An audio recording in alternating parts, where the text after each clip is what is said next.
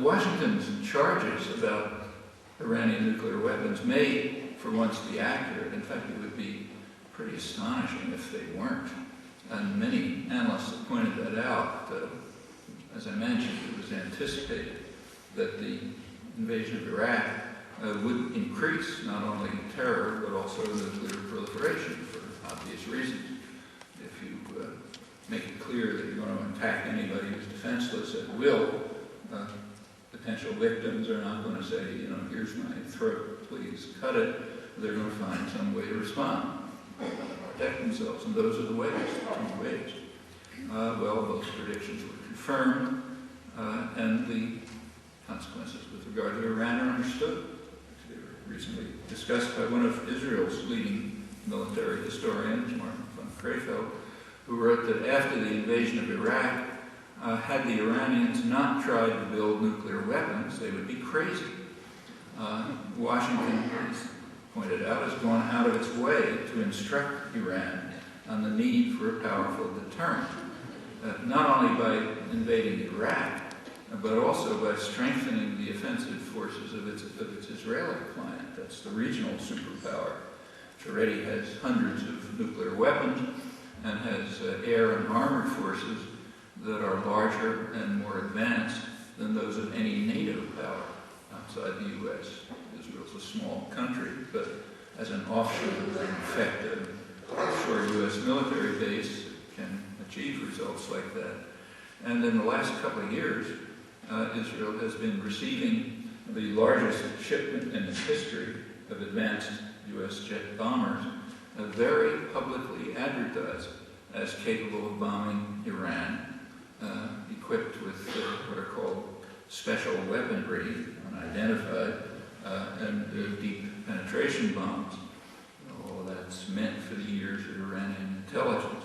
And all of that surely entitles Iran to carry out terrorist attacks in the United States and in Israel under the doctrine of anticipatory self-defense, according to President Blair, which is just another indication of the outrageous character of these doctrines and of the profundity of the imperial mentality, which doesn't allow anyone to perceive that. So we can appeal to a far greater threat than anything that we can talk about. It's one of many cases. Well, it's agreed on all sides that Iran's current activities, insofar as they're known at least, fall within its legal rights as a signer of the NPT, the Non-Proliferation Treaty. Article 4 of the NPT grants non-nuclear states the right to produce fuel for reactors. Now, Washington is demanding that Article 4 be revised and restricted, and I think they're right in that case. It should be revised and restricted. Article 4 made sense when the NPT was signed in 1970, but because then there was a considerable gap between nuclear energy and nuclear weapons. But with contemporary technology, that gap has been narrowed. So if you can produce nuclear energy, you're very close to being able to produce nuclear weapons, and that means that Article 4, Washington is right in saying that Article 4 should be revised. But any revision of Article 4 has to allow for what the NPT called unimpeded access to nuclear materials for non-military use. That's the initial NPT bargain. And there's a reasonable proposal to how to deal with this. It was put forward by Mohammed al-Baradei, the head of the International Atomic Energy Agency, last year's Nobel Peace Laureate. His proposal was that all production and processing of weapon-usable material be restricted exclusively to facilities under multinational control, accompanied, above all, by an assurance that legitimate would-be users would get their supplies.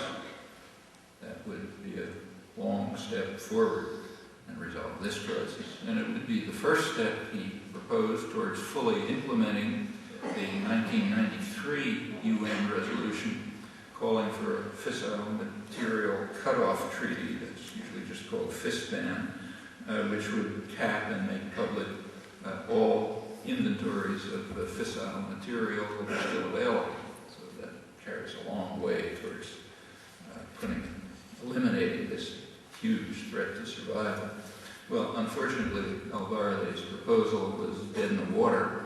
The U.S. political leadership, surely in its current stance, would never agree to abandon its privileged status as an outlaw state that's uniquely exempt from international law and treaty obligations. To my knowledge, there is only one country that has officially accepted Alvarede's very reasonable proposal. That's Iran. A month ago, on February 16th, the Iranian spokesman, top nuclear negotiator, Ali Larijani, stated that should a credible international system for providing nuclear fuel be in place, the Islamic Republic of Iran would be ready to procure its nuclear fuel from that system. That's Alvarede's proposal. Well, does Iran mean what it's saying?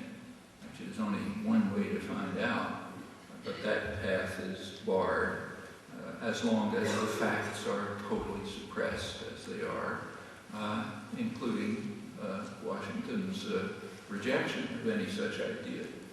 As long as the intellectual community and the media are doing their jobs and suppressing all the relevant information, we can't find out whether that proposal is really meant seriously.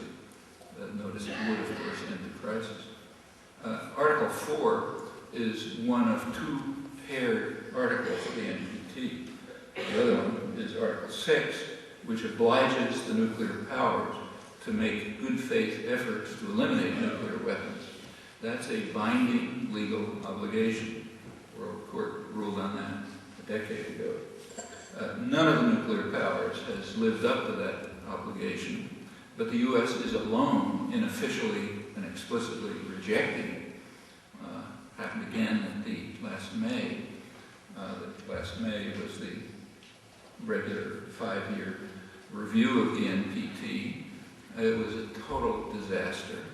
There was some reporting in the press, not much. It kept to Washington's agenda, blaming the failure of the NPT meeting on Iran. In the real world, it was quite different. The primary reason for the collapse of the conference was Washington's explicit rejection of all serious prior commitments that the United States and others had made, and its announcement that it is exempt from Article 6, not to speak of its plans to develop nuclear weapons, which are ongoing. Well, if that stance is not abrogated, that terminates the NPT with awesome consequences for proliferation. None of this was barely mentioned. Very few people even know about it. Well, another central component of the original NPT compact was the commitment of the nuclear powers to enact and implement additional treaties. The Comprehensive Test Ban Treaty, which was rejected by the Republican Senate in 1999, declared off the agenda by Bush, the ABM Treaty, which Bush rescinded, and probably most important, a verifiable fissile material cutoff treaty, which would prevent any further additions to the huge amount of nuclear material already existing for weapons-grade material.